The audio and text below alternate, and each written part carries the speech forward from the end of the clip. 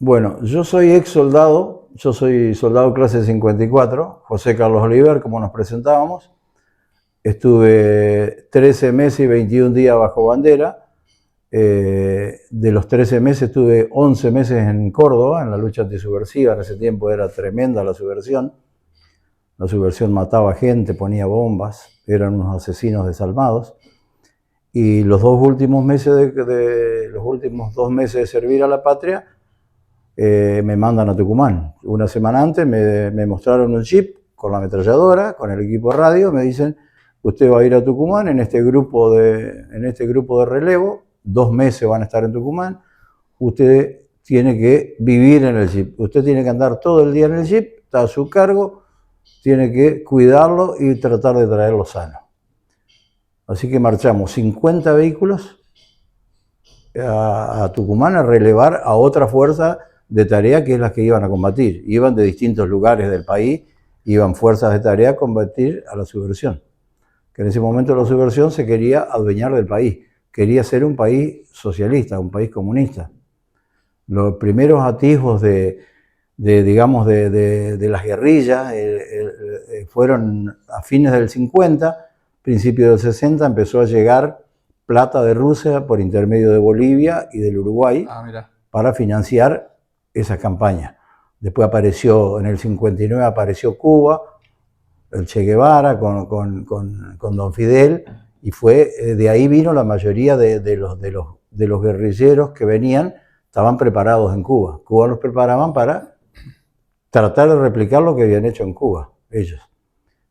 Y bueno, me tocó estar 2 meses en Tucumán combatiendo la subversión. Justo fue el golpe de Estado.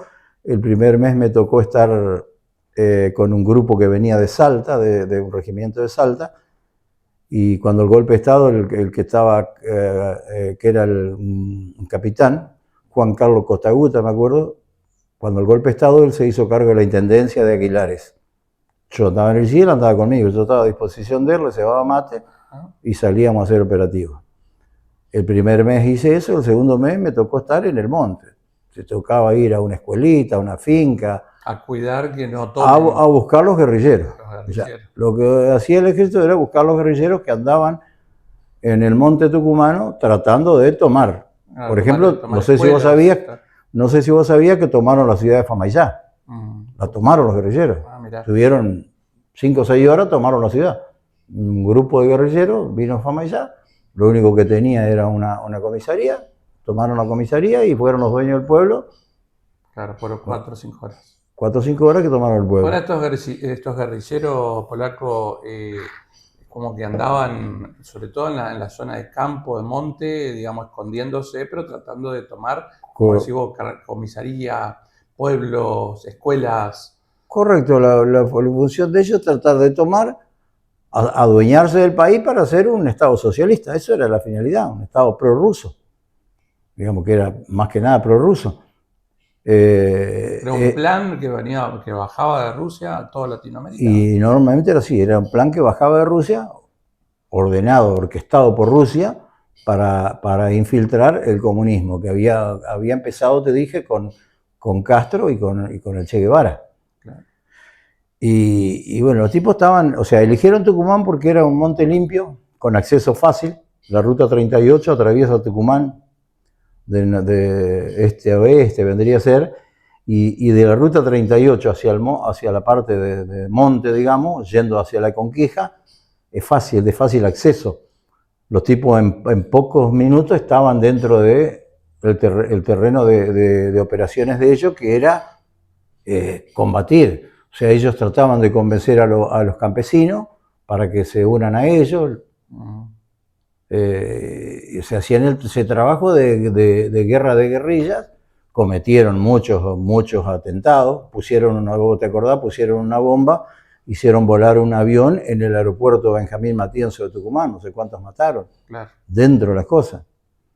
Y todo eso se combatió con un decreto de la presidenta María Estela Martínez de Perón de 1975, en el que el decreto ordena aniquilar el accionar de la subversión. Eso es lo que dijo la presidenta constitucional de la Nación, elegida por el 60% de la población. Claro. Y ahí es donde a vos te... Ahí las Fuerzas Armadas empiezan a combatir. O sea, ya se fueron mucha gente que los prepararon, los mandaron a Estados Unidos en la lucha antisubversiva, justamente, la lucha que había que hacer, que era ahí en zona de monte, digamos, que era como Cuba, algo similar a Cuba. Claro. O sea, estos muchachos querían tomar el país. Ellos querían tomar el país. Y había muchos puntos en todo el país, así de guerrilleros que estaban... O sea, digamos, suburbano, o sea, digamos, de monte era Tucumán únicamente. Claro. Antes habían hecho una prueba en Salta. Hay un periodista que era guerrillero, que estuvo en Salta, que desapareció, no sé si te acordás, Massetti era el apellido. Ese no se supo nunca más, se supone que lo mataron en Salta. Fue uno en la época del Che. Él era amigo del Che Guevara, creo que en el 67. El tipo empezó con un grupito tratando de hacerlo en Salta. A ver, pero la zona boscosa en Salta es más difícil que la de Tucumán. Cuando hablas del Che, porque hay mucha gente que habla del Che, ¿vos cómo lo tenés al Che? Y el Che fue un idealista en un principio que se transformó en un asesino después. Un idealista que quería liberar un país que estaba bajo la dictadura, dicen ellos, de Batista, que el gran pueblo vivía bien. Lo tomaron ellos y ahora con el comunismo viven muertos de hambre. Claro. No tienen acceso a nada. Y después se fue transformando. Yo supongo que el Che, cuando se dio cuenta de que lo que estaba haciendo no estaba bien, se vino a Bolivia a morirse. Porque un montón de compañeros de él que venían de Cuba se fueron de Bolivia, de la zona de él. Por Chile volvieron. O sea que él bien podría haberse ido. Claro. ¿Y yo personalmente supongo que él se dio cuenta que lo que ellos estaban haciendo no era lo correcto y se quedó a morirse, porque si no se iba. Tipo inteligente, preparado, culto. Sí, era un profesional de la medicina. Era un profesional. O sea, eso es mi opinión personal de lo que era el Che Guevara. Y bueno, y nosotros, yo en definitiva, yo lo que quiero comunicar es que yo quiero que algún gobierno reconozca lo que hicimos, a mí porque me mandaron ir a Colimba, y bueno, dentro de todo lo sentí, traté de defender a la patria, aunque en ese momento en la Colimba uno no se da cuenta, la patria, lo que era. Después con el paso del tiempo te das cuenta. Me tocó combatí. ¿Pero cuántos años tenía vos en ese momento? 20 años, éramos soldados a los 20 años. 20 años. Y a ver, ¿por qué el acto del 12 de marzo? Y el acto del 12. El 12 de marzo de 1960 fue el primer atentado de los grupos guerrilleros en la Argentina. Pusieron una bomba en la casa de una niña que se llama Jimmy Cabrera Rojo. Tenía 3 años. El padre era militar, de inteligencia. Había sido militar en la época de Perón. Y el 60 ya estaba Frondizi. El tipo estaba trabajando contra la subversión. O sea, el tipo estuvo en Europa, estuvo en Rusia, estaba investigando los movimientos guerrilleros que empezaban a venir a la Argentina. Claro. Entonces, como represalia, le pusieron 5 kilos de trotil en la casa. Bueno, todo. Entonces, esta nena fue la primera víctima de los asesinos. Eran unos asesinos desalmados. Los guerrilleros eran unos asesinos desalmados. Y lamentablemente con el paso del tiempo nos gobernaron, los indemnizaron a todos, prácticamente ninguno pagó con las culpas, fueron asesinos, ponían bombas, mataban. No sé si te acordás del caso de una chica de 15 años, una guerrillera se hizo amiga de ella y le puso una bomba en la casa y mató al padre, que era teniente coronel. ¿Amiga de la familia? No, era una amiga, iba a dormir como tu amiga en la facultad. Estudiaban juntos. La amiga le puso una bomba y mató la amiga, el padre y la madre, creo. Y después la cantidad de bombas que se pusieron en Argentina, que mataron gente indiscriminadamente, fue tremendo. Claro. Lo que pasa es que la juventud de hace 30 años esta parte no lo sabe, 35, 40. No les enseñaron más, no les enseñaron la verdad de la historia. Claro. Y Polaco, y en este caso, bueno, el 12 de marzo, por el primer atentado. Bueno, o sea, vamos a seguir, si por ahí me entusiasmo. Pero el 12 de marzo es el día que la mataron, que pusieron la bomba de 1960. Entonces, creo que no te dije ahí, está habiendo un movimiento nacional, un movimiento nacional de gente de proa que quiere reivindicar lo que fue eso, que gracias a eso salvamos la patria del comunismo. Claro, que hay que contar esa parte de la historia. Eso, que se quiere contar la parte de la historia que no se cuenta. Hay un grupo con el que yo me contacté, hicieron el primer encuentro en Tucumán, yo fui a Tucumán, un pueblo que se llama Teniente Verdina, que en homenaje al primer militar muerto contra la guerrilla. Nos juntamos 300, 3 soldados, oficiales, suboficiales, había gente de prefectura, gente de gendarmería que combatió la guerrilla. Ahí me contacté con los organizadores, que son muchas personas, abogados, civiles, gente. El hermano de esta nena es uno de los organizadores, que es uno de los que salvó. Él estaba dentro de cómo pusieron la bomba. ¿Vos viste la foto que te mandé de cómo quedó la casa? Oh, tremendo. Bueno. Entonces, están haciendo este acto en conmemoración a ella mañana. En Buenos Aires se hace de 6 de la tarde a 8.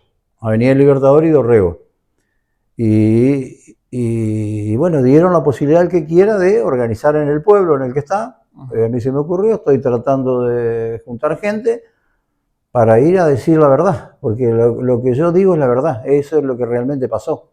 Claro. Todo lo demás que dicen es todo mentira, es todo el invento de los comunistas, el invento, cambiaron la historia, ellos son los buenos, los indemnizaron a todos. Esa es la triste verdad.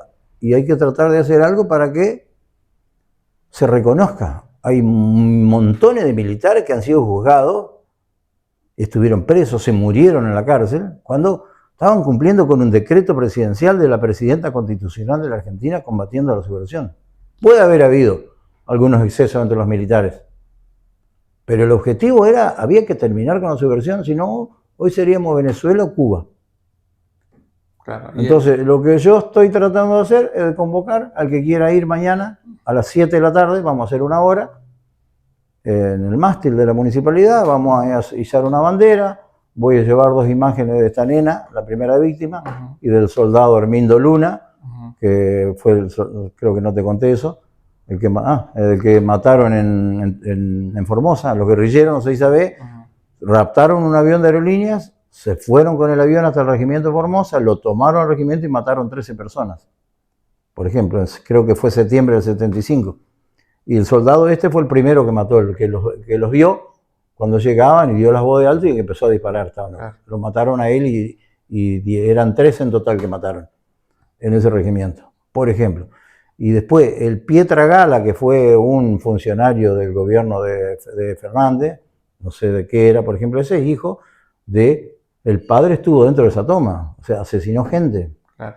Y esos son los que nos han estado representando como Estado. Claro, Polaco, así que bueno, este miércoles 12, entonces a las 19 horas. 19 horas. ¿Vas a hablar vos? ¿Van a hablar No sé, estaremos ahí, nos juntaremos. Si alguien quiere saber algo más, yo trataré de contar lo que sé, lo que me acuerdo, la verdad. Esa es la verdad.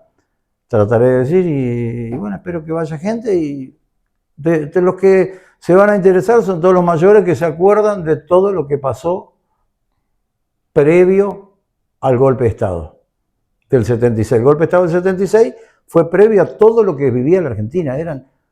Había hasta 2 atentados por día, 2 o 3 bombas por día. Claro. Era el caos. La Argentina era el caos total. La Argentina era el caos. Entonces, por eso fue el golpe de Estado. Así que, bueno, esa es mi verdad y si tenés que preguntarme algo más que se te haya... No, es que contaste todo y hay mucho para hablar, pero el que Sí, con esto, si te pones a hablar, hay para hablar claro. Toda la vida. Tenés que encontrar quien le interese, a vos parece que sí, por eso me invitaste, y hay a quien no le interesa nada, y bueno, con el que le interese podré charlar y contar lo que a mí me tocó vivir. O sea, con esto hay una serie de cuestiones, digamos, ¿no?